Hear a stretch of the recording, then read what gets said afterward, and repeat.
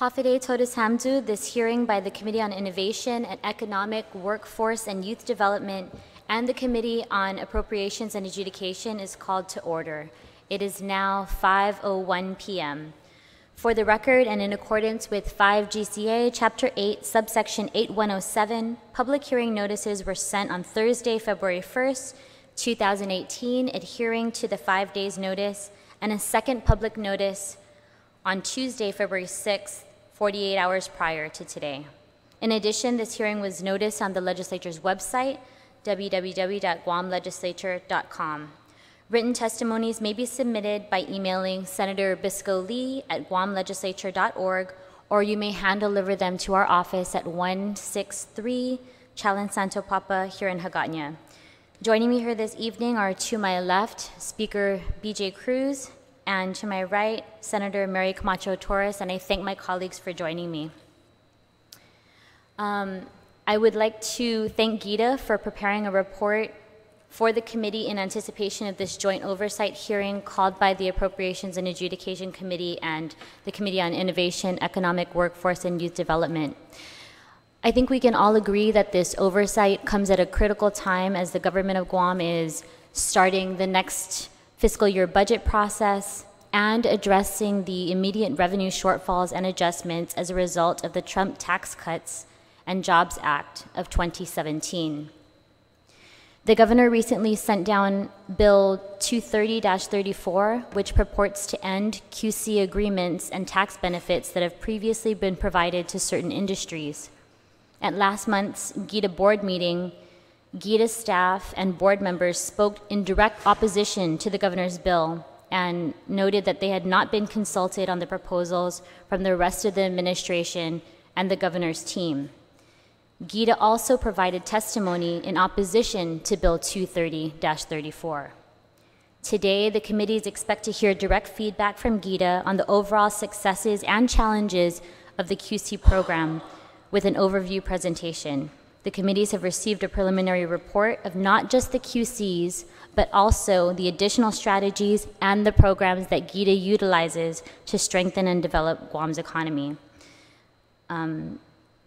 Speaker Cruz, any comments?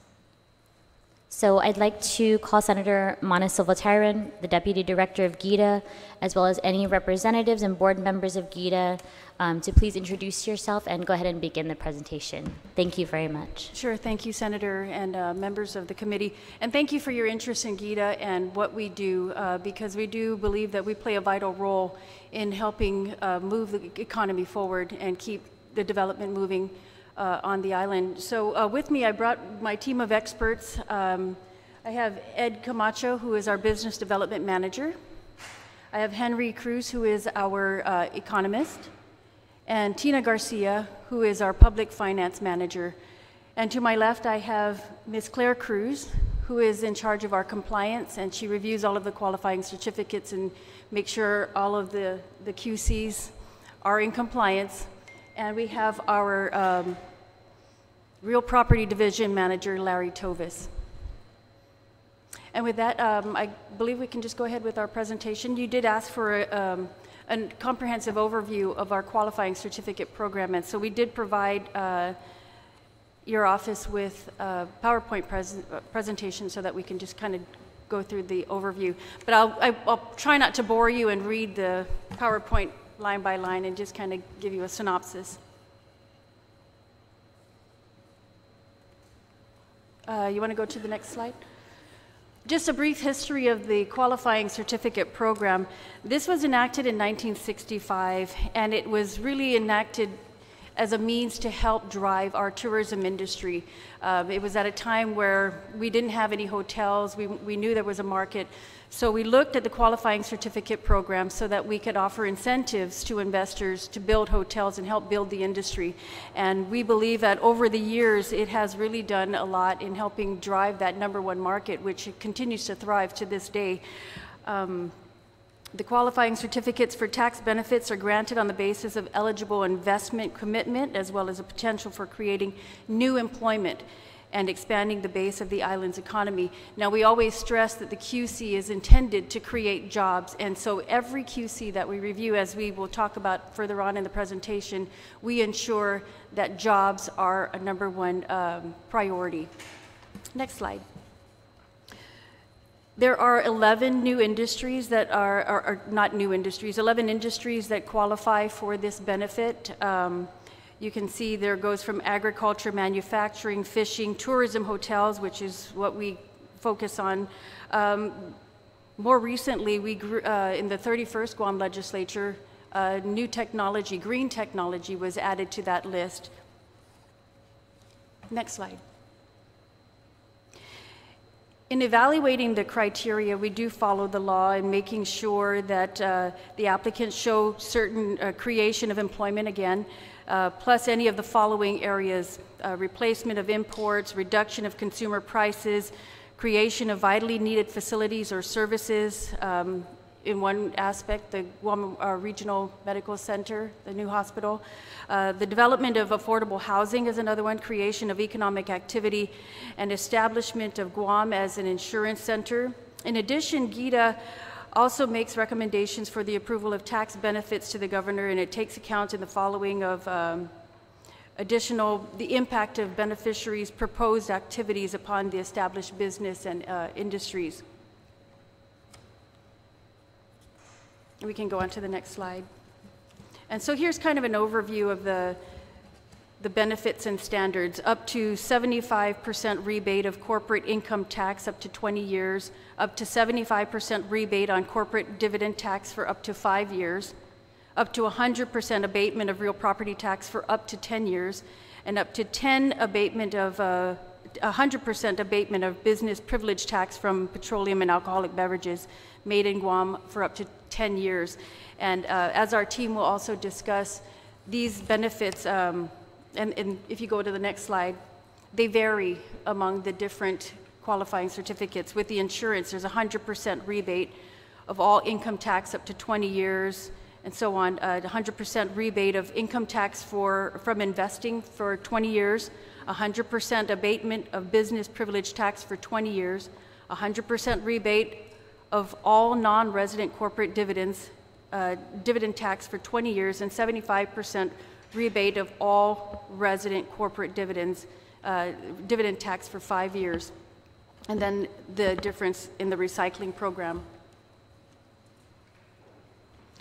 Next slide.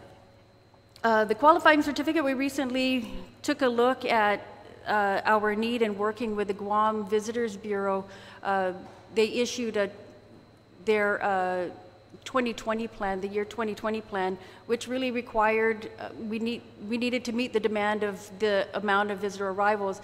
GVB continues to see an increase in arrivals, and at the time we were looking at this, we needed to hurry up and get an additional 1,600 hotel rooms. And this is where the special hotel QC came into play. What we wanted to do was simplify the process so that we could offer an incentive either to new hotels to build hotel rooms or existing hotels to add value to their properties and either upgrade their rooms, because we also wanted to look for a higher spend traveler. And so we wanted to change Guam as a destination. Instead of the economy traveler, we wanted to attract more of the higher spend visitor, those that would probably want to stay longer and spend more money while they're here. Do you want to add anything to that? And the special hotel QC sunsets in 5 years, or the commitment to build 1,600 new hotel rooms to accommodate the estimated 2 million tourists that GVB expected or projected by the year 2020. Okay, and then going on to the application process, there are a number of steps that they have to go through in order to get their actual qualifying certificate. Sometimes it could take a couple of months. In certain instances, a couple of years. It just depends on how quickly we get through the process, and it all starts with a letter of intent. And when they let us know that they intend on applying for the QC, with that they officially submit their application, and then we put it up for a public hearing. A public notice is put up, and then we do invite the public to offer their input, just like we do here with the legislature. When a bill is introduced, we allow the public to provide their input, whether for or against. The staff takes a very close look at the submission of their application, and then it goes through a very stringent review by our credit review committee, which is typically made up of our managers here. Sometimes the board members get involved, but typically it's just the managers that take a very close look at the application. We look at their financials, we look at their business model, and so after that we offer our recommendation whether this is something that we support, and then it's taken to the board for their final action. When I say final action, their final recommendation should it be approved. And it doesn't stop there, because then it goes on to the Attorney General's office, and they do the thorough legal review. And to be quite honest, this is kind of where it gets held up, because there's a lot of, they do take a very close look at it, and so we do a lot of back and forth with regard, to the application and what's included in it. So they'll ask for more information, or this shouldn't be in there, just to make sure it adheres to the law. And then it goes to the Department of Revenue and Taxation, and then finally to the governor for his action and approval. May I add something? During the underwriting of an application, the review process we go through differs based on the application and the beneficiary is applying. We take a serious look at the financials, we take a serious look at the need for Guam, and most importantly, we take a look at job creation, which is the #1 thing we look at. Now, depending on the industry that's applying, some may require just 1 job, some will have 100 jobs. So we do look at that, and we weigh heavily into that, and we get the input from all the managers here before we even think about making a recommendation to the board.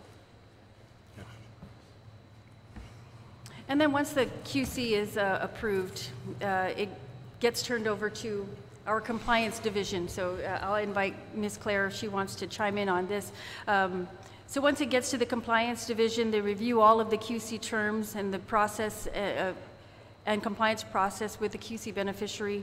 They do have a monthly reporting submission, and this they have to report to us on their employment, their training plan, and in the 31st Guam legislature, we also introduced a bill that we require their training be done on Guam. There also has to be a community benefit or community contribution, which includes their local purchases, a reinvestment into Guam, and that's based on their benefits. It's a portion of their benefits. It has to be reinvested back into Guam. And their professional services also has to be local hires. That was also passed in the 31st Guam legislature.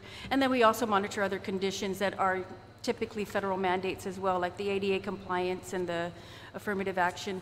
There's also part of the community benefit, the community contribution that we do monitor is also their, they are required to adhere to the local, the 1% law. Percent of the arts. Percent of the arts. So, because they would be considered a public facility that gets benefits from the government, so therefore that requirement is there. And then we do annual site inspections, and we do look at their books, annual inspections and compliance reviews, and annual compliance report. And one thing, since I'm mentioning all of this, one thing that needs to be made very clear is if any of these are not adhered to by the beneficiary, they get 0 benefits. And so we take a look at if you miss one, it's all or nothing. So that has to be known. And what the QC benefits, the beneficiaries do, with the QC, they have to pay their taxes up front because it's a rebate program.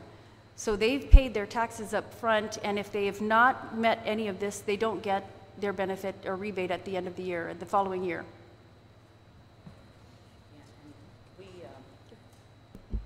We're very stringent on how all the reports that are submitted every month, we actually verify that information. For example, if they say that they participated in a training program at the University of Guam, typically what we do is we contact the University of Guam, we have a form, and then we list what they said they participated in and who participated, and the University of Guam will actually confirm that.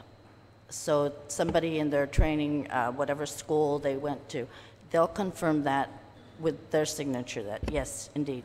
And then because employment is very, very critical to this program, what we typically do is if you submit employment data, say you have 20 employees, we don't take that as what you submitted. We actually go and look at payroll records, we look at your SWICAs, we look at I-9s to confirm that these people, the 10 people, if you're saying out of the 10 there is 8 US PR, then we make sure that those are truly US PR, and then the other 2 will be like alien.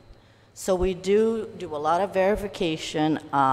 In fact, every single thing, every single condition of your QC is verified. Every year, my staff goes out and we typically spend at least a day with each QC beneficiary. They already know, so they'll already prepare a room. They'll have all the records, payroll records, training records, affirmative action plan, all kinds of, everything that they know we're going to ask for. Because ahead of time, we provide them with a list of these are everything that we're going to look for. So it's pretty much similar to what I would guess the OPA would do. They conduct performance audits, but with us, we do it every single year. And so if they even miss one condition, then like if their QC says they're required to have 10 employees and they're only tracking 8 or 9, then that's non-compliant. So once you're non-compliant in one condition, you're non-compliant, period, for that, but for only that benefit year. We're not going to penalize you for the entire 20 years. And so for that year, they would get 0 benefits. Yes. They would be eligible for 0 benefits. Right, Okay. right. Because in order to claim benefits, what has to happen is GITA has to issue what is called a certificate of compliance. Now, our counterparts at DRT, Revenue Tax, know that if a QC beneficiary comes in, their QC itself is not good enough because the QC is a 20-year contractual obligation between the government and them. So it doesn't certify that they're compliant. It just says they're eligible, you know. So what the DRT typically does is they will ask, well, where's your certificate of compliance? And unless that accompanies the request, then DRT won't act on it either. So that's how we do our monitoring. And she covered the next slide. No, it's okay. So once we get the certificate of compliance, the DRT will be responsible for the allocation of the tax benefit. For those non-compliant, they do have a 12-month period where they can cure their non-compliance issues, after which, if they are not able to cure those shortfalls, then they would be considered non-compliant, and we would begin the process of appeals or retracting that, or revocation is, yeah. The number of active QCs, we have 14 that are active, 4 hotels, 7 insurance, 1 medical service, 1 affordable housing, and 1 tourist attraction. The list that you see following, these are the ones that are pending application. A couple of them are insurance, which have recently have come up for their 20-year expiration. Now, this is the first time that we've dealt with it because it started 20 years ago. So these are the first applications, and we treat them as new applications. They're not an automatic renewal, which has been the misnomer. So they'll come in and reapply and give their letter of intent to resubmit or reapply for the qualifying certificate. These others, the couple on the bottom, have asked that we push back their application period because of various reasons. I'm sorry, Senator, can we just go back to that previous slide about non-compliance, and if they're out of compliance, they would get 0 benefits? How many times has that ever happened? Quite a few times, Senator. And we've actually revoked. Let me see, how many did I do? I think I revoked about 4 during my tenure. Yeah. for entire yes. entire certificates, not just for the single Not year. for the single year. Okay. And then how many times has a governor not approved? So you were talking about, the application process and going through all the steps with GITA, the board, the AG, and then the final step would be the governor. Has there ever been a process where it got all the way down and... Actually, no, because when we recognize, we would have caught, if it was something that was not qualified, it wouldn't have gotten all the way to the governor. Okay. So it's never been an issue. If we go on further on to in our presentation, if you take a look in the last 7 years, we've only approved 4 QCs. One of them has been revoked, and you know what, the revocation is not necessarily something that is entirely negative. Sometimes the companies just choose not to participate, and so they actually volunteer and come and say, we don't want to participate, and it's a voluntary or a mutual agreement that we come upon. I see. Because the reporting requirements are stringent, and we will look at your financials, your unaudited financials, and a lot of times they don't want us to, for whatever reason. They also don't want to comply with our requirements to hire only local individuals, and to buy local, and those restrictions are not easily met, and so these companies would say, it's actually better for me just to pull back. And so those are some of the situations that we've dealt with. One thing that I do want to note is that regardless of whether or not they choose to participate, this is a contractual agreement. There is a requirement for community contributions. And so we still collect the community contributions whether or not you receive a benefit. And in certain instances, there's more of a loss on the company's part because they're not receiving benefits, but they're still giving us our community contribution. And that goes back into building parks.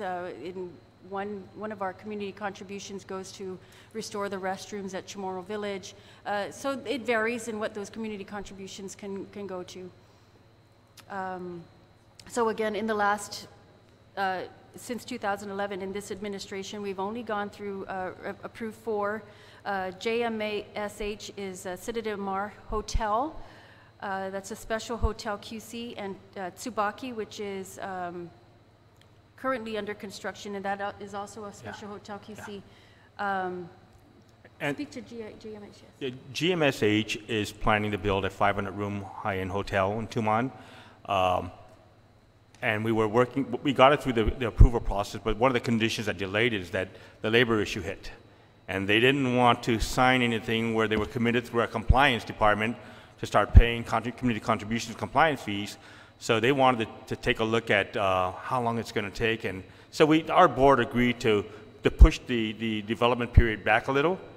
But they're moving forward. But they have another application with us now, and we've been advised that they may want to take a look at that too, and their plans may change. So one of the things when we do review these applications is we look at average cost per room. And if we see it out of whack, we go back to them, we question them. And in one case, one of the applicants agreed with us, and they pushed back. They said, well, maybe we don't want to do it then. So there's various reasons why we would revoke a QC, or during the process, they would pull back and say, maybe we'll withdraw our application. And we've had that a couple of times in the last couple of years. And one of the biggest concerns is the submission of audited financials that we always look at. So there is a stringent process there. At last list, you had insurance companies that are pending, or not pending, but have filed new Renewals? I think you didn't want to call it a renewal. It's a new application, right? It's a new application, correct. And when did they submit their applications?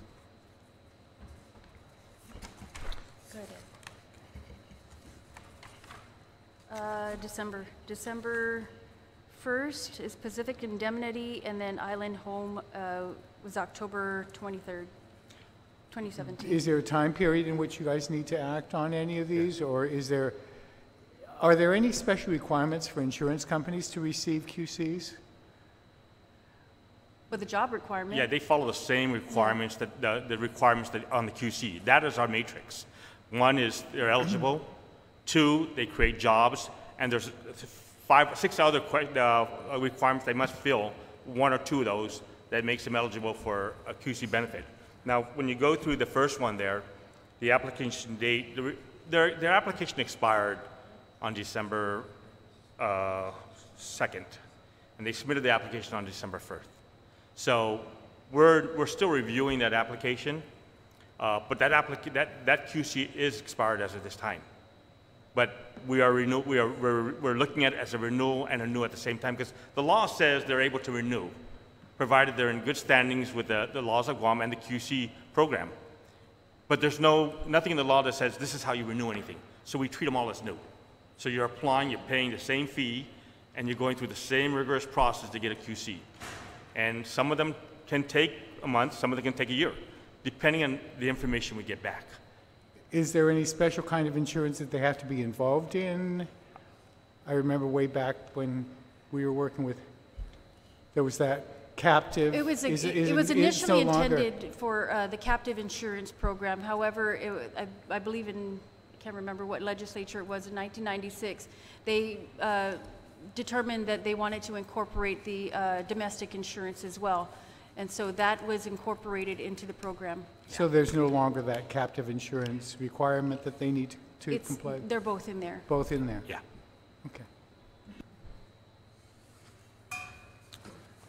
And then, you know, you also asked of Gita if we believe that this is a good program. This is absolutely a good program, and I think it's absolutely benefited a lot of the new industries that we have been able to bring into the fold here. And we've seen the economy thrive. And so in looking at the numbers, we see $2 billion, over $2 billion in investment in labor costs, training costs. I'll let Ed talk to the numbers because he gets really excited about those. But truly, this is a good program, and it's been a very useful investment tool. It is our only investment tool incentive that we can offer when we go off into our trade missions and meeting with investors. So it really gives us an opportunity to offer something for somebody to come and either build into the island or develop an industry for us.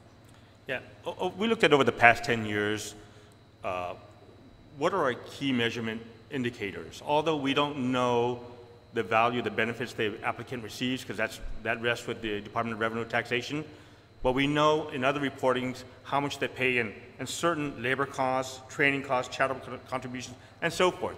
So for the past 10 years, we have those numbers. It amounts to over $2 billion, almost $2.5 billion in economic activity in Guam.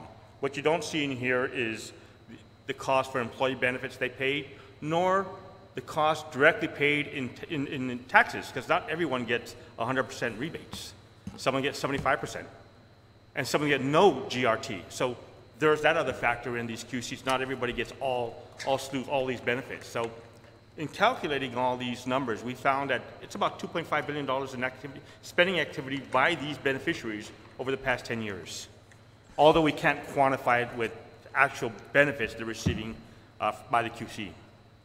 Is there somewhere, Gita, that you keep the listing of how much taxes is foregone by each one of these QCs? The tax that's all with the Department of Revenue and Taxation. In fact, that question's been asked of us over the years. I remember the late speaker, Ben Panglinen, asking us that same question, and that information is still with Rev and Tax. It's not something that they are able to transmit to us because of the proprietary nature of it. So that is one thing that we are not able to quantify here. I mean, we can make a guesstimate based on their community contribution, and that's a percentage of their investment, and so, or rather their benefits. So it's really difficult for us to tell you how much is rebated or abated at the end of the year. We can tell you the investment. We can tell you how much the jobs. Is there a way that Rev and Tax can provide that number to you without being specific as to the QC applicant or the company itself? I mean, it just seems to me that, yes, there's $2 billion worth of economic activity, but how much is that costing us in foregone taxes? And in what in what categories? how much are we losing in real property, how much in BBT, how much in this or how much in that. I don't want to know who it's going to or who's receiving it, but at least have some kind of, you guys don't keep that. No, we don't. You don't even have that. Senator, it would be very nice if we got that information. Then we can keep the statistics going, because that's the only statistics that we don't have. If the taxpayer files with us, then sure, we can provide you guys with the public with that information. But they file with Treasurer of Guam per the law. So, and we've asked Revenue Tax so many times to provide us with whatever they have. So they give us in bits and pieces, but it's not enough to create a statistical chart on it. It's almost pointless. It's something I've shared with the OPA, and she agrees that it has to come from them. They're the ones who are going to verify, based on what was the returns that were filed, determine how much in value the benefits the government is going to give back to these beneficiaries, not GITA. So unfortunately, while we've been asking for that, we haven't. The only thing is we've been able to keep statistics on everything per their contracts, all the way back. I have information all the way back to 1965. I can tell you the QC number, who had beneficiary was, how much was their investment. We keep track of that, believe it or not. It didn't get lost. But as far as how much they get from the government of Guam and rebates and abatements, unfortunately, no, it has to come from Okay, DRT. thank you. I'll follow up with Reverend Tax. We would like to know that number Can so you we share, can give share you it a when true, you get it? we can give you true benefit analysis. Yeah, and understanding where they're coming from, it is proprietary, and so they're very guarded when it comes time to protecting the taxpayer, you know. So, but if they're able to release something to you, maybe at least per industry, that would. I don't even want it per industry. I just want it per tax category without it could be not even letters. I just want, this is how much in BPT we've rebated as a result of QCs. This is how much in income tax. But to have nothing, it makes it hard for us to make a decision as to whether or not, any of this should continue. Okay, thank you. So you shared with us that $2.5 billion figure as a guesstimate. Over the last 10 years. Over the last 10 years, yes. So is it clear to you that any of these businesses would not be in business? Okay. Those are actual numbers, yeah. Thank you. Is it clear to you that any of these businesses would not be in business had it not been for this qualifying certificate program? I think you know what, their decision to invest and to establish themselves here was based on their ability to receive a tax benefit. When we go on our trade missions, that is one of the offerings that we market. Right. Yeah, I can't speak to the QCs were issued before my time. I've been with GITA for 2.5 years, but the ones we did, the 2 hotels we did in the last couple of years, they are primarily related to being able to get the special hotel QC benefit, which is 10% of their development costs. It's a big number that goes straight to the bottom line. But prior to that, I got to assume that maybe that was a very important reason for doing the project they were going to be doing, but I can only speak to the last 2. And the hospital, I think that was an important component for GRMC too, to get this QC benefit. And you have to remember, we're competing with a lot of other markets that probably have cheaper labor costs or other everything else that would, they could benefit from. So it's one tool that we have. You'll get a tax benefit, and truly, this has to be said. Not everybody who applies receives a benefit. Right, and you were kind of mentioning the renewal aspect, and that some people have come up for a renewal and they'd have to fill out a new application. Correct. But is it your sense that maybe these businesses are expecting to have these abatements, these benefits indefinitely, with because of that renewal aspect? Absolutely. The law says they may renew. It doesn't say they will automatically be renewed, but the law says they may renew. So I would think if I'm on the other side, I'm going to do everything I can to get that renewal. Okay.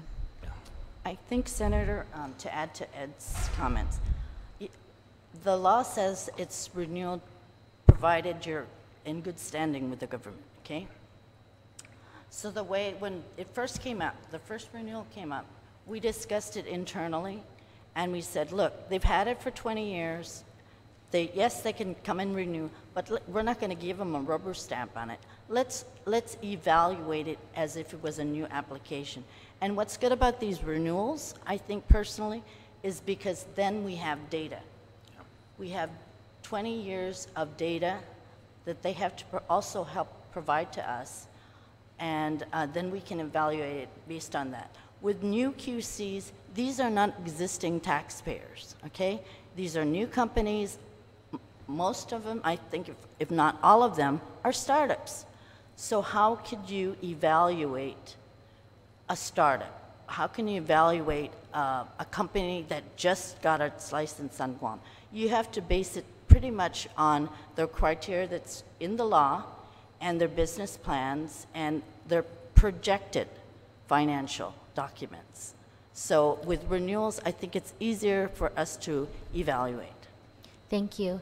I just want to acknowledge that Vice Speaker Terlahi has been with us for many minutes now, and I just want to offer Senator Torres the opportunity to also ask a question. Thank you. With regard to the renewals, one of the things that is a little bit confusing is in looking at the QC program, it was intended to be an incentive program to incentivize business to come to Guam. And no one can dispute that there have been successes throughout the years. But in looking at the renewal aspect of that, one would expect that after a certain period of time there is a return on investment, and that it almost seems awkward to look at it as a brand new startup when, by theory, the return on investment has already been captured. And so does it then become a truly incentive program, or is it, you're almost recategorizing it by the nature of just renewing the what would be an incentive program? And so I wonder too, when you look at that, is that a factor too, when you, because in all things that you would expect that once you reach a point where you're profitable, and maybe the analysis is determined in examining the books, that at that point their fair share contribution in taxes logically should be due to the community. Yeah. And so how do you ascertain what is a true incentive to get someone who otherwise would not be here versus somebody who's well established and in the community? If you can. Fortunately, the insurance QC is the only one with a renewal provision. No other QC has it. No other industry has it, just the insurance. And this is the 20th year for two. So we're contemplating that as we go through this process. They've had it for X number of years. How do we underwrite this thing? They're well established. What benchmarks? So we're looking at a lot of different factors. Unfortunately, I can't speak to the details of it because they're in the process right now.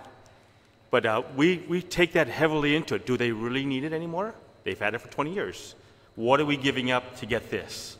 So that's one of the things that weighs heavily on our mind when we review these QCs and our financials and their balance sheets and everything they submit to us. Senator, one of the things that we look at is, of course, the secondary effect it has in other markets throughout the island. You take the hospital, for instance, you take the hotels. They support a whole lot of small businesses. They support Guam products. So those type of factors are given high consideration. And if you yank that QC right from there, there's a whole bunch of other small entities or businessmen that may suffer. So that's an important element that we look at. And then do you also factor in, because there are certain portions of the law that provide for GRT exemptions already, and the most recent bill that was put down highlights what those industries are. So is there is there a preference, or do you weigh their ability to seek GRT relief from another existing law? How do you determine whether a QC is the better avenue of the two? Because that's where there's almost a redundancy benefit to certain industries, and you would wonder why the need to apply for a QC would be there when a provision for GRT exemption exists in another statute. So how do you also weigh that? Well, we look at what's out there that they may another avenue they may take, as well as potential risks of impending legislations. And that's on the table right now that we have to deal with, because there is an impending legislation. Well, actually, it was already public law, 3459, that may affect them if the waivers are ever approved. We just don't know. So we take all these considerations into the underwriting process. And we're in that process right now, just so you know. So I will. It weighs heavily on us. And then you have to go back to where we were talking about the 11 different industries that are eligible for the qualifying certificate, and the ones that you were mentioning are not on this list, so they wouldn't qualify anyway. That's true. That's true. There were more. And then, lastly, and will you be on page 2 of your overview? There's mention that Gita has been looking at ways to revamp the program, clarifying and hardening the language of the QC law. Is that something that you'll also be addressing today? Well, we started looking at it last year. In going through these QCs, we found areas in the QC law that were a little conflicting. So we need to get those clarified, because we have issues with some of those. And we're also looking at the QC program is already 52 years old. Right. How do we bring it up to date? How do we modernize it? And one of the first steps of modernizing it was when with the special hotel QC, because a hotel can apply for a QC through the standard QC program, but we needed to do something a little different. And it's been 50-some years, so we are looking at that. How do we modernize it? Let's take a look at the benefits. Some of the benefits say it's a set amount, the full 100%. How do we take it a percentage of that? So there's a lot of things that are coming into play when we review this thing. And keep in mind, we understand that what's going on in today's economy with the pressures of our tax revenues. So we're looking at that too. It's a big factor. When we came to the legislature with the special hotel QC, one thing that was a selling point was that the special hotel QC is easier to quantify. So we're able to tell you how much we're abating and how much we're actually making and benefiting from that investment. So our board has taken it upon themselves to break off into a little task force, which is comprised of us and them, and really look at each of the industries and see how we can streamline, make it easier for the reporting and for the just basically updating each of those industries. And just to add to that, if we can quantify the benefit at the get-go, then we know what would be given over a period of time, versus we just don't know now, because it's held within the Revenue and Taxation Department. Yeah. Thank you very much. I appreciate the insight. If I can add to that, the new special hotel QC creates something that the legislature has always asked us for in the long time that I've been with it. It's transparency. So if it's the benefits is straightforward, 10% of their investment. And at the end, my division does a true-up of that. So we are allowed under the law to hire a construction manager, experts who can tell us what the true cost of that investment is. Because, again, we don't take things at face value. If you tell me you're going to spend $200 million on a hotel, then I'm going to have that verified. So that, because we have to give you 10% of that, and we have to make sure. So that it creates the transparency that has always been asked of us. And the nice thing about it, they have to pay for it, the applicant. This is not going to be borne by the government of Guam. The applicant is part of the QC provisions.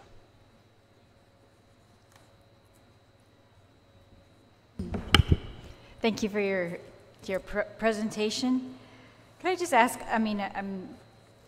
so some of these, so for every different program, there are different benefits that are allowed, and some of them say up to 50 or 75% or 100%. So that's your discretion, and you have a way to determine that, or are those all predetermined? Although it says it, I think in the past, it's always been at that top threshold. You give up to that Yeah. amount, you give that amount? Yeah. Generally, okay. And so when you're doing the renewals and you say you're reviewing these, what is, Yeah. it's a little bit of a redundant question, but what are the criteria, what criteria is different in the renewal than? The insurance doesn't say up to. It's a set amount. It's a set We need percent. to clarify that. Yeah. In the law, how it was written, and there is a difference, because with the insurance QC, there is no up to. Up to, correct, right. Some of them are not. It is, like- yeah, it's 100%, 100%, 100%, 100%, and then 75% rebate on the resident corporate tax dividends. Yeah. So that's what we go by, is what it says in the QC. It's 100% in the insurance side.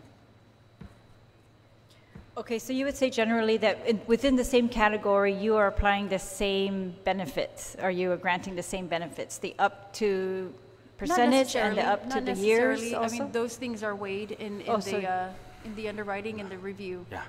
As well as the term. Do we Right, give it? even the term, that's what I wanted to ask. As well as the term. So we have some flexibilities depending on which one it is, where we can say maybe we don't give it a full 20 years, we give it 10 years or 5 years, and the board has done that in the past. Okay. But to tell you, when the applicant comes in knowing that they can apply for these benefits, they will apply for the full benefit. Excellent. And why wouldn't they? Of course, yes. They have the ability to do it, they're going to ask for it, and then it's up to us to determine whether or not this is something that we want to give 75% or 50% or 100%. So we do have the discretion in those industries, not with the insurance industry. Okay, and so I guess I'm just going to ask again. So when you're reviewing renewals, there's no other criteria by statute to review, is that correct? But you do have data from the last 20 years sometimes, but yet we still don't have, or you don't have in front of you at that time, the amount of GRT that we're kind of weighing this against, right? No, we don't. GRT or real property tax in some cases. There's Any of the abatement of real property taxes. We can get information from the applicant, I see. but we're not going to, we don't take it for its face. We got to get it from the Department of Revenue So what Taxation. criteria do you think is most important that's different from the original, in a renewal versus an original application? When it comes to the insurance QC was created way back when there was a crisis time and when we had a bunch of typhoons and so forth. And it was created at that time. And the legislature saw the need for it, and they passed that, the insurance section of the QC. Fast forward 20 years later, we're on renewal now. It's a little different.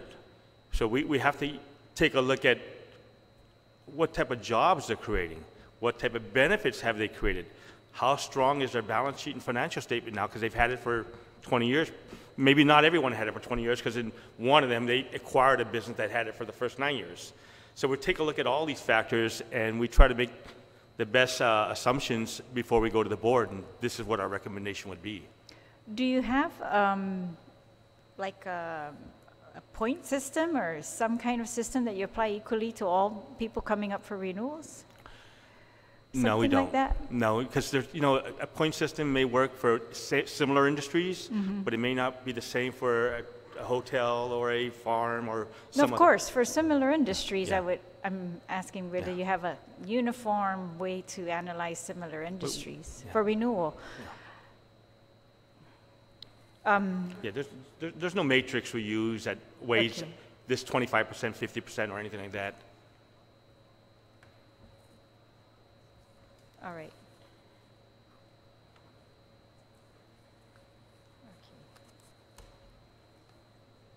All right, no questions. No.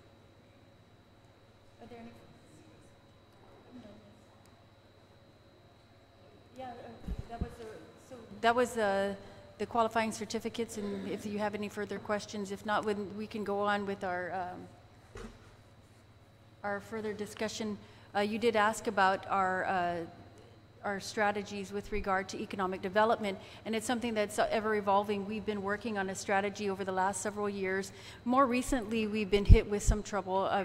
As you all know, we had the crisis with North Korea. We've had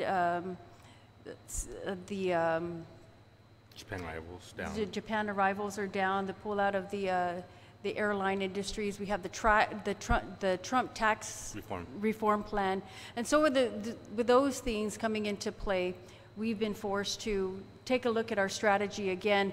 And fortunately, we were able to work with EDA, and EDA has recently granted us a grant of $150,000, and this will help us develop a comprehensive economic development strategy. We are working with the University of Guam, and that will be the tool, and they actually use this SEDS report for a lot of their grants. And so moving forward, we will be able to put this together with their help and have that report in probably October of this year. Henry Cruz is spearheading that effort, and he will speak to that.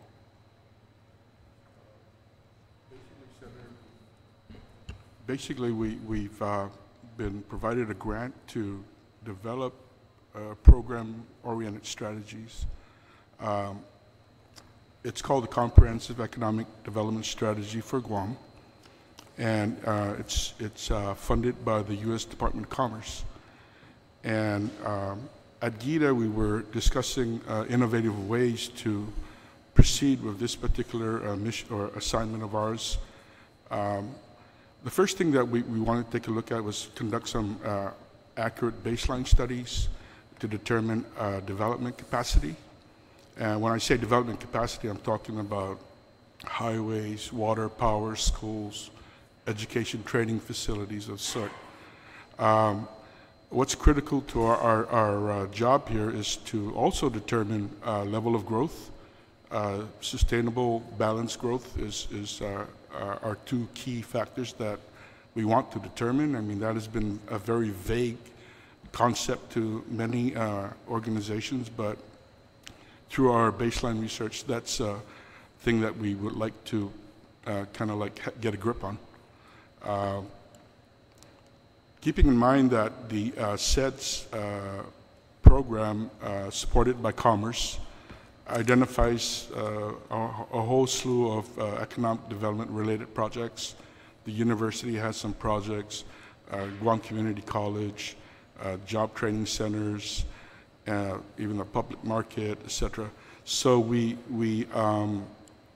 want to ensure that we continue to expand that collection of projects that would support expanding the economic capacity that we have decided for Guam. It's complicated. It can be done. It just takes a whole lot of stakeholder input, participation. Mr. Cruz, is there a timeline for this program to be completed, or? Yes, we actually would like to submit the plan by the end of the year. The reason for that is we want to catch EDA's funding cycle, which evaluates most projects towards the end of the fiscal year for next year's funding. So hoping to catch that cycle, we're looking at completing it before the end of the year.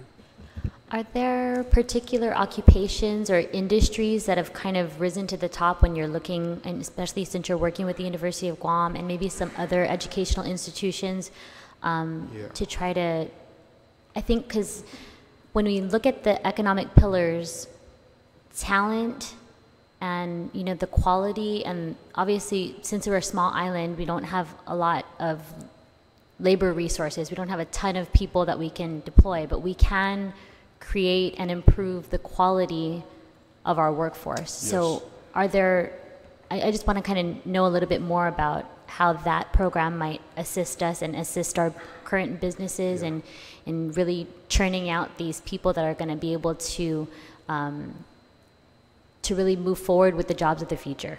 Yeah. Critical in our venture here is job creation, of course.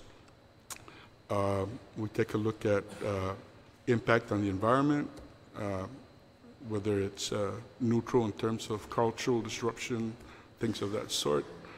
I think that when we, and what happened there, of course, is an indication of what could happen with inadequate planning. So those are some of the things that we want to stress in the document.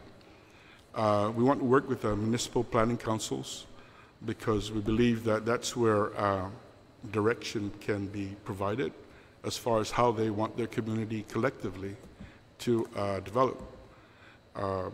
They can set the parameters or guidelines that we would guide ourselves with. Have you also been working with Department of Labor and the American Jobs Center to kind of identify what their gaps are and their challenges might be and how you might be able to assist them with your plan? Yes, we have. As a matter of fact, labor is part of our core committee.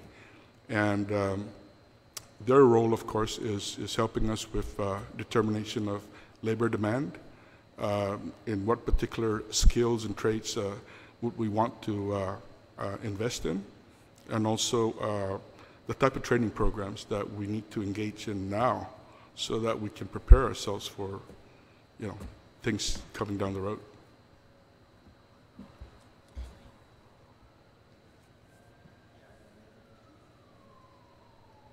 And with that, Gita also is engaged in a number of other programs that our day-to-day operations, which include the development of, we have loan programs which help support small business development and small business growth.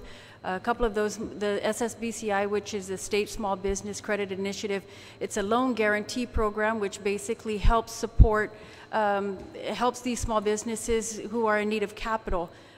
Should they want to reinvest into their company or hire more individuals or grow. We also have the Guam Development Fund Act, which is the lender of last resort, and that's where Gita comes in and supports these businesses which are not able to get a commercial loan through a lender, a local lender. The requirement for that is there has to be 2 bank declinations. That's a stringent process. In order to apply, though, we do have to make sure that you have a solid business plan in both loan programs. You can't just come in and get a loan. You also have to have reason behind your request for a loan through Gita. We also have the Guam Product Seal Program and other programs that are geared towards supporting our small business industry. We like to look at supporting our local companies so that, that's where the jobs are. We believe that small businesses is the core of our economy. We have our Real Property Division, which oversees our industrial parks, and public finance, which also helps with the financing of the government of Guam. On this last point, on the real property, you handled Chamorro Land Trust, don't you? As a matter of fact, Mr. Speaker, currently we are still in negotiations with Chamorro Land Trust Commission on a memorandum of understanding whereby we provide property management services for properties that they would like for us to manage on their behalf. Similar to what we do with the Guam Ancestral Lands Commission inventory of properties, but that specifically is Spanish Crown lands. There are no original landowners on that. So those are actually out for commercial leases. And since 2007, when we received the portfolio, we managed to take those properties and put them out through an RFP process, public notice, going through the whole procurement process. And so it's in the presentation. I'm pleased to say that up to this period of time, since we started this MOU with Ancestral Lands Commissions, we've generated just over $5 million for the trust. Same concept with CLTC, but again, we are still in negotiations with the commission on that. Have you finalized the MOU or MOA with Chamorro Land Trust? No, sir. Not yet. So you're not handling that? We had an original MOA going back to 2011. That MOA expired, and basically we had no properties because they were still going through the rules and regulations to determine what properties that they wanted us to manage on their behalf.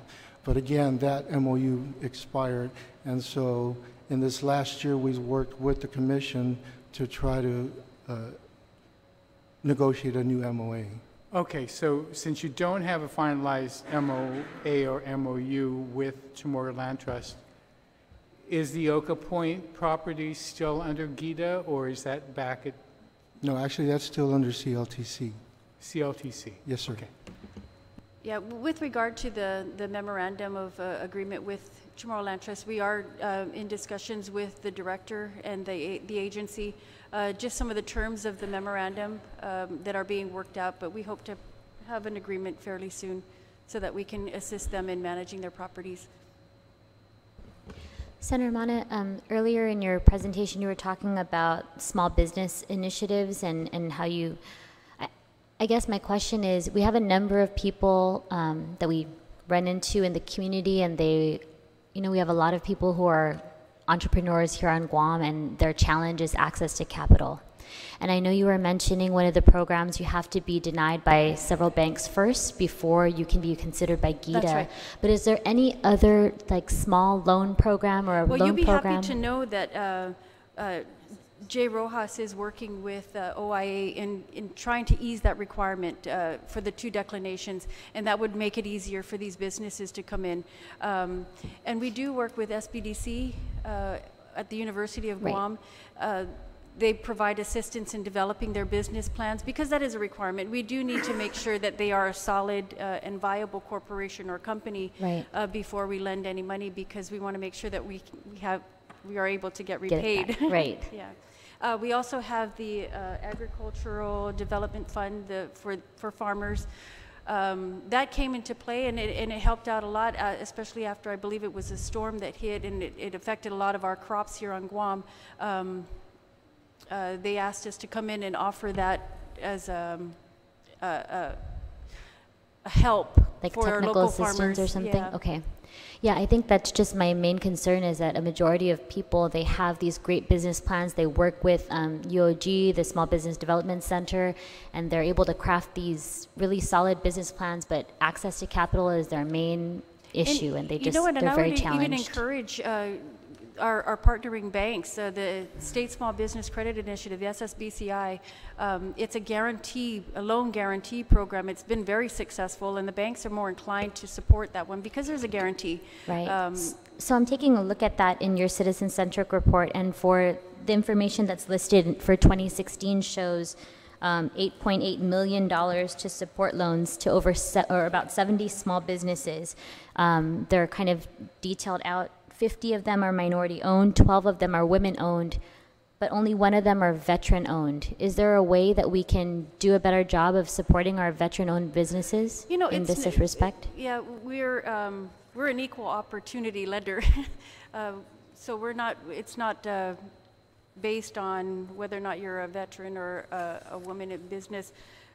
If you apply and you qualify and you have a solid business plan, then you will more than likely be qualified for the loan and approved.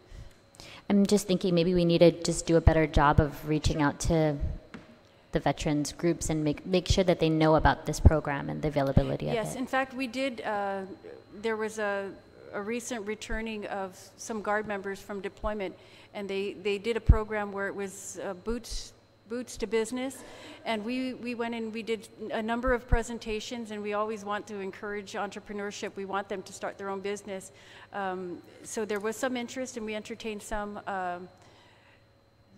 new business potential.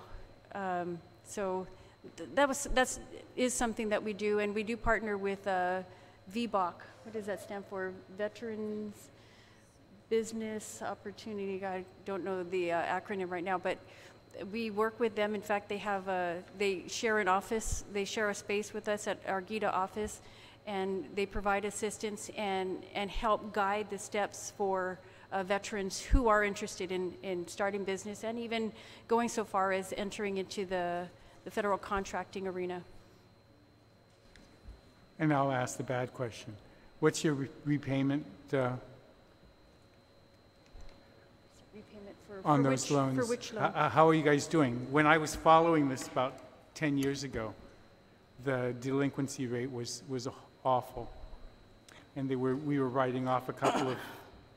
How are we doing nowadays? Okay. Well, with our direct loan program, which is GDFA, of course, we're the lenders of last resort. So right now we have available funds for lending is 10 million.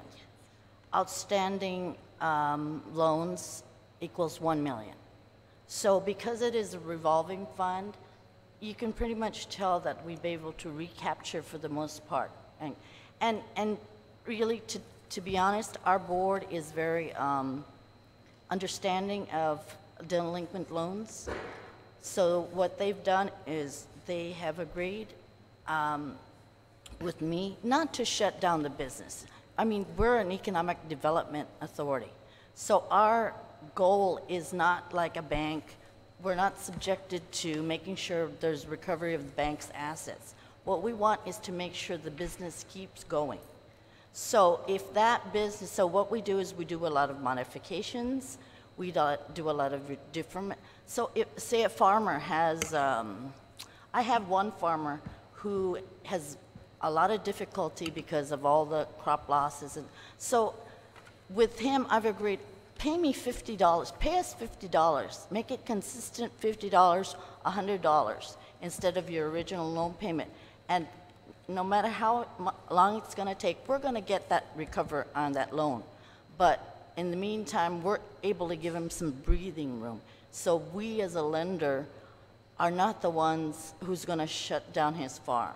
Because if I had to collect, because collection is actually my background in the private sector, if I had to shut down that farmer, I would take all his implements. I could foreclose on his property, his farmland, but I'm not gonna do that because we want to make sure he keeps farming. So we're a lot more, I think we're a lot more flexible in that regard. And really, Senator, I agree with you. We've had a lot of bad loans, a lot of it in the past, but what we've done, I think successfully in the last 10 years, is we have ensured that the majority of the loan amount is at least collateralized. So farmers, it's a little bit difficult. I mean, if they, but with the regular commercial loans that we do try to collateralize it at least, maybe not 100%, because you're not even going to get that at a private lender, but for the most part, enough that so we can recover. If we have to recover at some point in time, it'll be close enough to the loan outstanding balance for us to do it. Okay.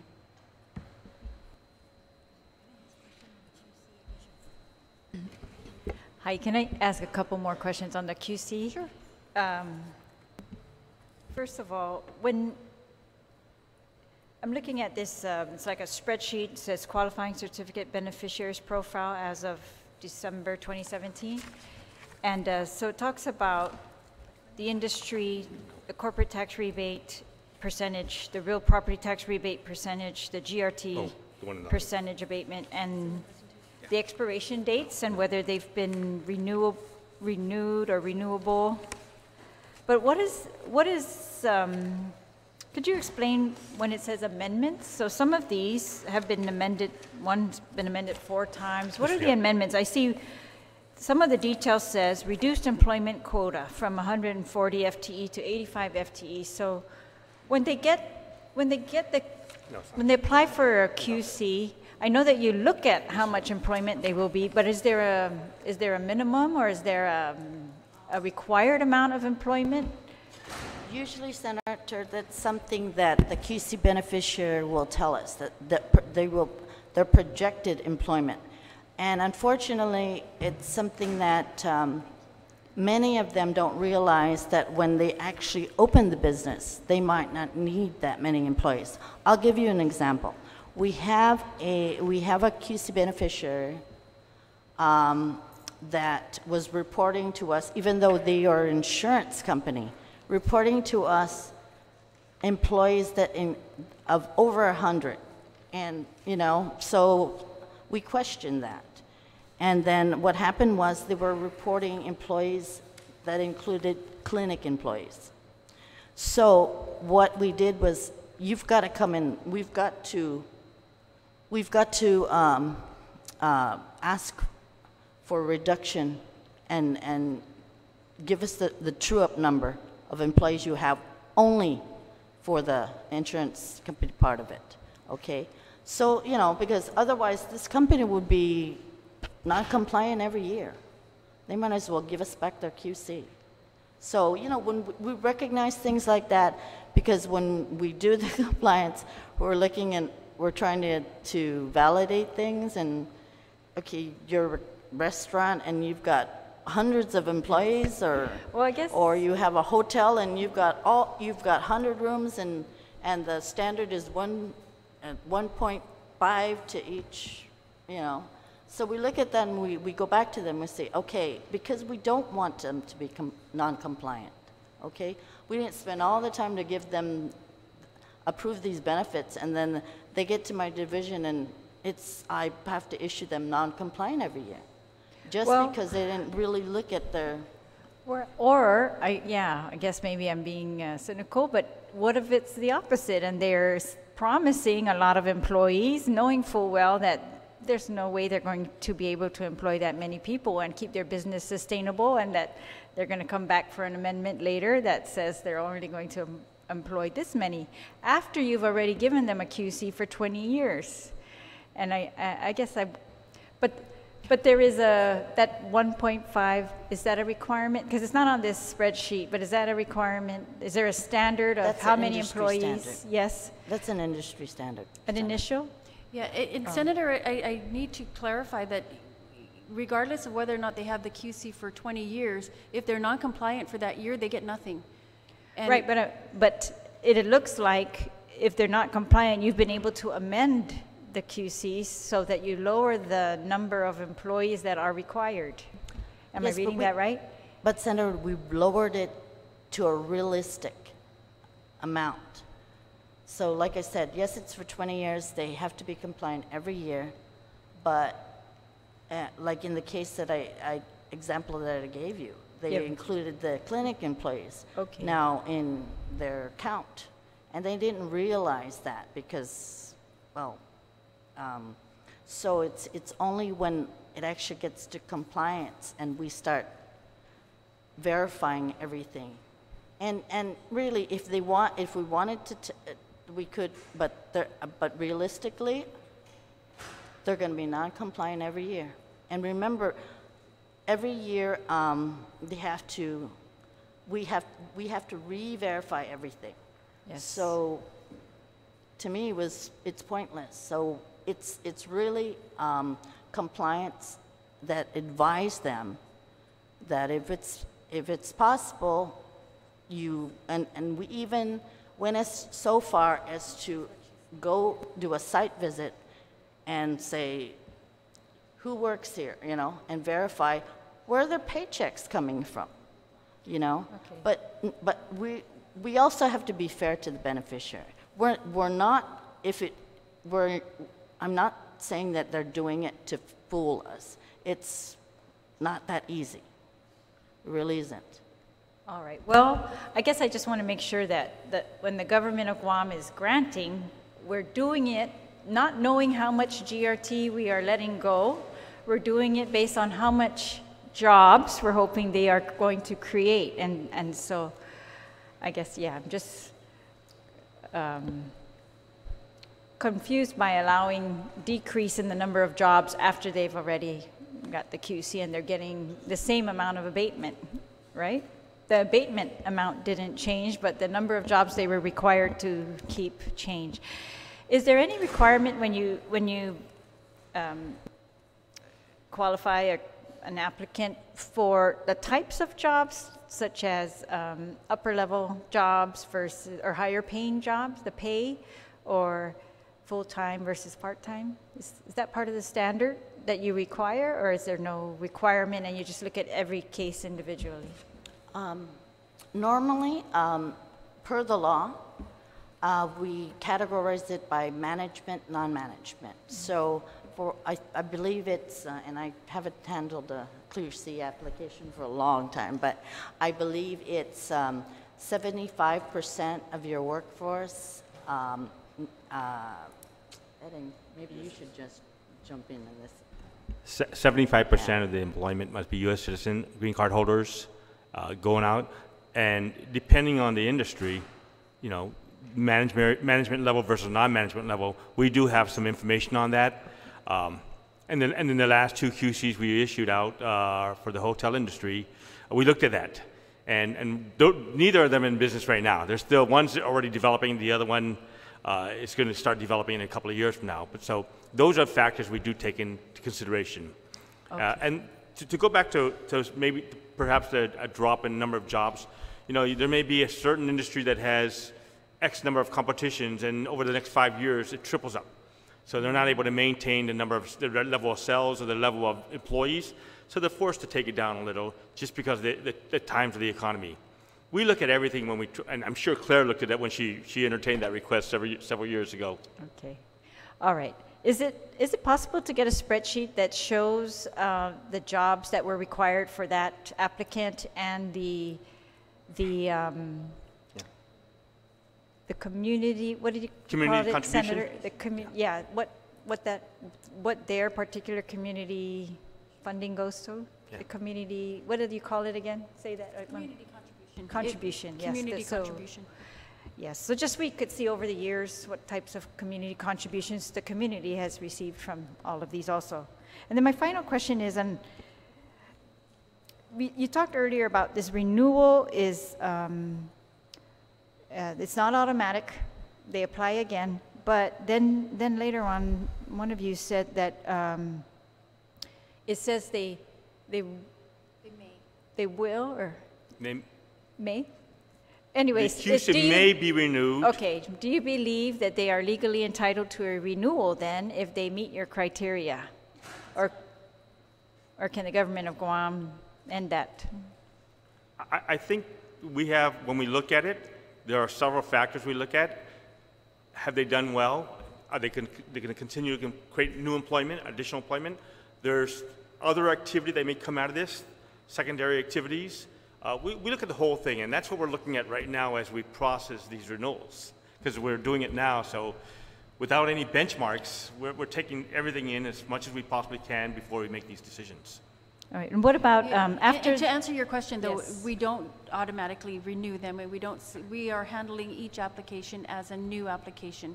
Yeah. So they may be renewing it per se because they've previously had the qualifying certificate, they're asking for it again, but because the law says they may apply, we're handling it, though, from the GITA standpoint as a new application. Okay. And just to reiterate, it's only for the insurance companies. Okay. That's right. All right. The others are not entitled to reapply? They can reapply, but we'll go from there. Okay. All right. Thank you very much. Thank you. Just going back to QCs, in the current climate, with every tax expenditure really being scrutinized by our government in order to address our revenue shortfalls, we're aware the governor's introduced Bill 230. We have had a public hearing on it, and I attended your board meeting, and I think that it directly contrasts some of the feedback that we've heard from GITA and the board on the importance of these QCs and why it's so critical to our economy for us to have them. So I just wanted to maybe give you an opportunity to expand on this disconnect between maybe GITA and the administration, not specifically with this bill. Actually, Senator, if with all due respect, I would prefer not to make reference to Bill 230 because we weren't here to speak to that. And I believe our administrator did submit testimony. But if I may, I will reiterate that we do believe that this qualifying certificate program is a viable tool for us as we seek investment and growth in the economy. It gives us an opportunity to give an offering to investors when we meet with them. And we will stand behind this because it has been a successful model for us over the years. And I believe it will continue to do so as we look to expand our industry. We talk constantly about diversifying and looking at new industries and new opportunities for the island. We have seen a huge interest in technology. We've seen a huge interest in agriculture. We've seen so many investors who are looking at Guam as potential investment destination, and we'd like to continue to use this tool to help benefit at our operation and help us in our mission. Right, and in your presentation and in almost all the discussions that we've had, we're constantly hearing from Gita that the QC is really the only economic tool that you have to entice investors to Guam. So when you're talking about diversification of the different industries, and I know you authored a bill that passed, I think, in the 34th Guam legislature with regard to green technology. And then you just mentioned like agriculture and aquaculture. So how has Gita really followed up on those emerging industries? We're out there talking about the QC in these industries. Because, and I like to say because a lot of it is a lot of the interest is based on the benefit itself, but the compliance portion of it for many of these potential applicants, it's just a tough one for them, especially when you're trying to entice foreign investment, outside investment, who never have done business in the U.S. They see all these restrictions, they see all the compliance reporting that's required. We've had applicants go through almost the whole process, and then say, you know, we don't want to do this anymore. So one of the things we want to do is try to diversify the QC program, but we also have to make it, I say we have to bring it up to date. We have to look at it and see what's enticing to today's investors. And maybe include... Per industry. Yeah, and include streamlining that process so they don't feel so bogged down with, you know, some of the things that they need to, some of the qualifications, and I guess the process is, it takes a long time, as you were stating, and that, yeah, it kind of deters them from wanting to do business on Guam, and that's exactly the opposite of what we're trying to do. Yeah. But you know, when we're out there, we talk the story. I mean, we're hoping we're going to get some bite, and we have a lot of companies come in looking at wanting to do hydroponic farms, just traditional farms, and we always go through the QC program with them. And it goes back to the competition that we're facing in the region. I mean, they can go easily to the Philippines and set up their farm there, or their industry, their green technology, whatever it is. But we want to bring them here, and so that is the tool. That's our offering, because they'll say, well, why don't I just go and set up business where it's cheaper and the labor is cheaper and more available? Exactly. So this is what we offer. We offer them a benefit tax-wise, and it's not for the entire duration of it's just for them to at least receive some return on their investment into the island. And then in turn, we believe that it creates some jobs, new industries, new opportunities for our people to learn something.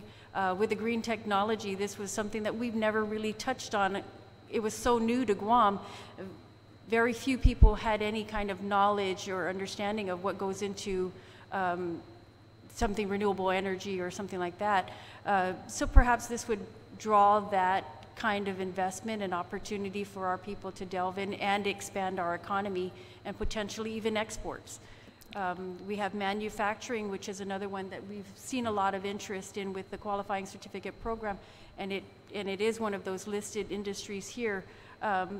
Guam is America and Asia, and so if you want to build your product here, you could definitely market in Asia as a made in Guam product. Yes, right.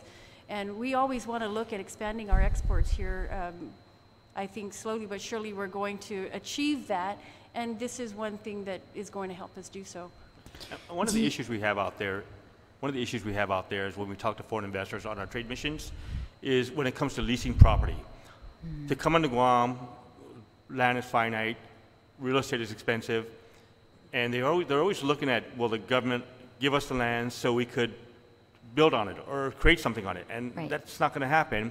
And with a 5-year lease that's mandated upon them, you know, there's not much they're going to do to. I mean, they're looking at that as a negative, not as a positive, because they're not going to make heavy investments in Guam for 5 years with a 5-year lease. Yeah. And if there's something that I could ask the legislature with assistance, I mean, if you could reconsider that law, because it is a limitation and it is something that we always have to explain. I know it's not an absolute impediment. There's the process where you could go for a determination of need, but it does create a difficulty when we are talking about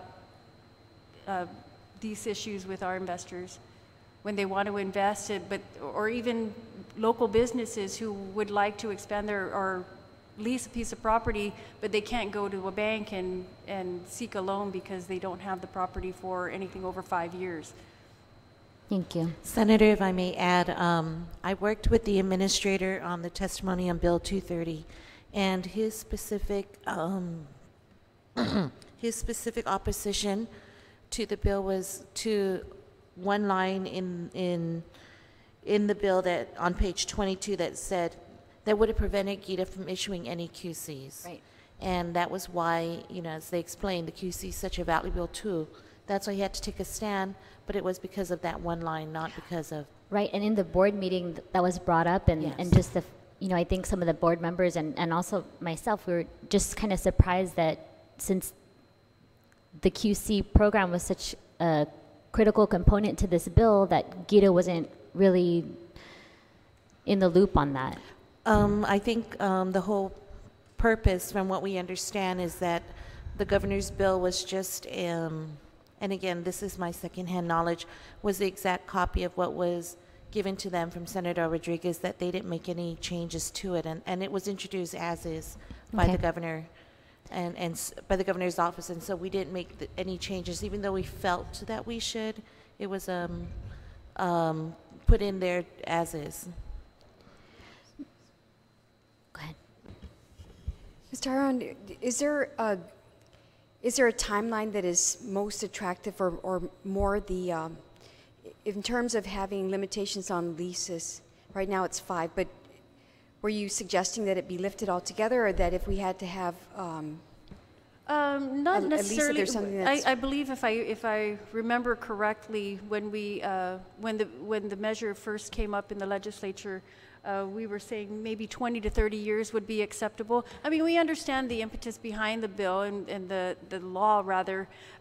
We don't want to be stuck with these 99-year leases for $1.50, right? So we want to make sure that it's equitable for the government of Guam, and that we could work in some sort of escalation and at least go for fair market value with the property leases, and we're not stuck with the old time leases of the past that you could probably understand. So maybe 20 to 30 years, because when you're looking at financing, I don't think a bank would finance for, if you don't own the property or you don't have the lease for the property, they're probably not going to be amenable to. Or maybe a timeline that runs concurrent with the QC period, something to that. I'm just trying to wrap my hands around. We could also look at that, but I mean, the leases aren't always that they're not always tied to a qualifying certificate. Right, but I mean, yeah, I was looking specifically at the barriers to interest, and that would be one just for investors. I mean, I'm just looking at this window. I understand that law applies generally, but for this instant, because when you think about the efforts that you're trying to do and the practical barriers to your sell of the QC program or selling investors on Guam, certainly those things are things that are worth looking at as you encounter them.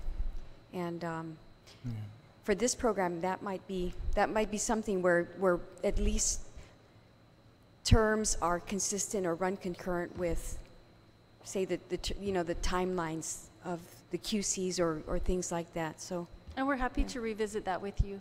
It makes sense, and we might as well start from a point that makes sense, right? Yeah. Thank you very much. With regard to policy recommendations, on page 4 of your report to the committee, you stated that starting in 2017, GITA has been looking more thoroughly at the language of the QC law and has begun to determine the best ways to revamp the program and to clarify and harden the language of the QC law to ensure that it remains not only a viable investment tool or incentive for investors, but also a productive government program to create jobs and grow our economy. Can you tell us a little bit more about the efforts to revisit the QC program language? I know you spoke a little bit about that in a response to Senator Torres, but just... Well, first of all, we want to do is look at all the ambiguity. There's certain sections of the QC law that conflict with other sections. So sometimes we're not sure how to proceed with it, so we'll go to legal counsel and say, well, how do we do this? And at times, we've even had a time where our counsel said, send it up to the AG. We're not sure. So first of all, what we want to do is take a look at what's really popular that we're selling out there and see how we can clean that up and make it easier for us to understand and how to move forward on it. Then we want to take a look at, like I said, modernizing it. What do businesses need today? This QC was developed 50 years ago. We need to take a look at all aspects of it and take a look at how we can maybe look at a technology type section of the QC or some other specific, like the hotel. So we got to look at where we want to go with this QC in terms of where we want to go with the economy and the industries on Guam. So that's what we're looking at. So we started taking a look at it last year, and it's just the initial phases of looking at it. So the management team's coming together, and we're reaching out to other entities to see where do we want to go with this. Because it's not GITA. We're not the business people. We're reaching out to the business community too. And I think the legislature's ready and willing to review some of that legislation. If you could send it to us. I don't know if you want to wait and do it wholesale or if you want to do it in sections, but we'd love to start addressing it. I mean, like addressing technology. How do you make technology want to come here? Give us whatever legislation you want. Well, you think would be best, and then on the property that Senator Torres was talking about, you guys write the section that you want. How do you want that? You don't want it 5 years. You don't want it just 30 years. What would make the investor want to come here and give us that language that would make it attractive? Mm-hmm. Because I think we could probably talk about it. I think with regard to the 5-year limitation, we already have something drafted. We could probably send down to the legislature fairly quickly. But as I mentioned earlier, we do have our board members who have taken it upon themselves to break off into a little task force to look at the QC program and those specific industries. We decided instead of making it an omnibus effort, we're looking at piecemeal. We're going industry by industry. That way we can come to you and explain, what we did with the special hotel QC. It was something that we could present to you and just say, this is the start of what we're doing. Because we had a timeline that we were trying to meet with regard to getting a number of hotels here built. That's why we started with the hotel. The next one we'll probably look at is probably manufacturing, because there's a huge interest that we're hearing from the investor standpoint. So we'll look at those, and really what we want to also do is, like Claire had mentioned, was offer some transparency or more transparency so that you can quantify what the benefits and the losses are. Yeah. I think that's where the misunderstanding and misconception comes from, is because people don't really understand the QC program. And once we make it easier to understand and easier to quantify, I think that they'll be more accepting of what the benefits are, what the QC program does for the island. And I think you saw that, as well as you were able to push that special hotel one through. Bite size is easier for us to swallow than trying to take that whole elephant at one time. Especially because, Senator, we have, recognize that it's a 50-year-old program. So if we look at it industry by industry, and then also include a sunset provision on those industries. So if manufacturing is the thing that we need to do presently, we design something towards manufacturing, but we don't make it perpetual. We sunshine it at some point where, it's matured, or for whatever criteria, standardization that we can do with it. Just like with the hotel QC. The special hotel QC is going to sunset in 2019. So we recognize that it's not always going to, the criticism, but the hotels are matured. Okay, yes, the hotels are matured, But now, we needed to encourage the hotel development because of a document that GVB issued, which was their Tourism 2020. So we reacted with our program to that, but then we're also going to sunshine that program in 5 years, and then if we revisit it, if it's still needed, then we'll continue with it per approval of the board. And we'll do that for other industries as well. We already have a framework, actually. Yeah. If I can say that. We have a framework. We looked at every single industry that is listed, and we've already started establishing the framework that we want to convert into legislation. So we already have that. We've already started. It's just, I'm sorry to say we have so many mandates I can't get to it. But yes, yeah, we're starting that process already. I just wanted to say really seriously, besides wanting to increase revenue by taxing, we'd much rather increase revenue by growing the economy. Yes. So And we please agree. assist us in that, and anything that you can do to bring to us, the chair will entertain it, and so will I, and so will the legislature. You saw how fast that last one went through. So please, just let's continue this and move this forward, and bring it Be to careful us. what you ask for. We'll be knocking on your Okay. That's our guiding. I'm That's our asking. guiding thought there. We need to help grow this revenue, No, which really. means we need to help improve the QC program Yeah. and not cut it out. Yeah, so that, I'm amenable to that, please. Thank you. Thank you all. I believe that with the pending bill from the governor and our current budget and revenue challenges, there may be outstanding questions from the committee and from my colleagues that will need to be answered. So the committee will recess today's joint oversight hearing until we can reconvene and also hopefully have the administrator present. I'm disappointed that he wasn't able to make it. I know he's off island. But I definitely want to thank you all so much for coming and being very prepared today to answer our questions. I have made a request for a more detailed travel report to be available to the committee, and I thank you for the initial update that was sent today. When can that requested report covering all FY18 GITA travel that's either funded by or related to the authority be made available to the committee? Oh, as soon as possible, and I wasn't really clear what it was that was being asked, and I apologize. We also have auditors in our office and Understood. a lot of things that were happening at one time, so I was trying to get to the request. We'll provide it for you. And when would Mr. Rojas, the administrator, return? I believe next week. And when does he leave again? I don't know. I don't have that. Okay. If you could provide us the dates that he'll be on island so we can make sure that we schedule a possible reconvening. The time is now 6:39 and we stand in recess. Scissors Mossy. Thank you.